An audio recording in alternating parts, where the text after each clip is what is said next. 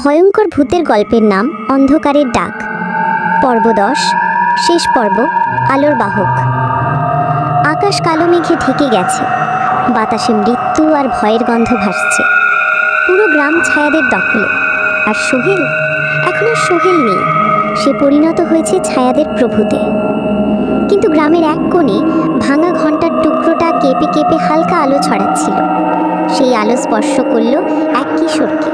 তার নাম আরাফ। বয়স মাত্র 15, কিন্তু তার বুকের ভেতর সাহসের আগুন জ্বলছিল।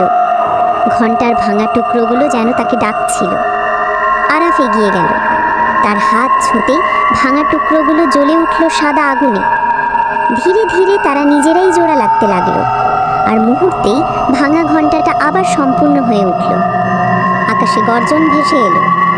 সোহেলের লাল চোখ আরও জ্বলে উঠল। সে চিৎকার করে উঠল, কে সাহস করেছে আমার অন্ধকারের বিরুদ্ধে দাঁড়াতে? আরাফ কাঁপা কণ্ঠে বলল, তবু তার চোখ দৃঢ়, আমি শেষ আলোর বাহক, আমি তোমাকে থামাবো। ঘণ্টাটা বাজতেই আকাশ চিরে আলো নেমে এলো। আলো ছুতেই মাটির ভেতর থেকে বেরোনো কঙ্কালগুলো ভস্ম হয়ে গেল। ছায়ারা চিৎকার করে পালাতে লাগলো। সোহেল গর্জে উঠল, না, এটা অসম্ভব। কিন্তু আলো তার শরীর ছুতেই সোহেল কাঁপতে শুরু করল। তার চোখের ভেতরে লাল আগুন নিভে গেল। ধীরে ধীরে ছায়ারা তার শরীর থেকে বেরিয়ে চারদিকে মিলিয়ে গেল। শেষবারের মতো সোহেল কাঁপা গলায় বলল, আরাফ, তুমি পারলে, আমাকে মুক্তি দিলে।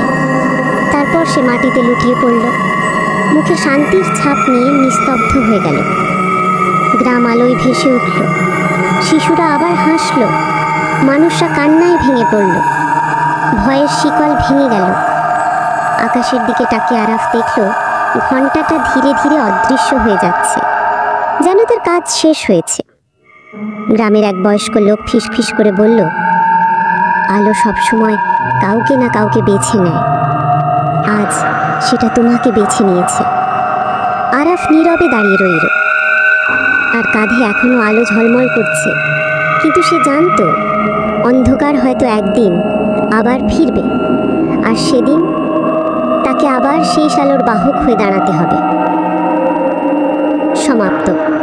পরবর্তী নতুন ভয়ঙ্কর গল্প আসছে, ছায়ার অভিশাপ।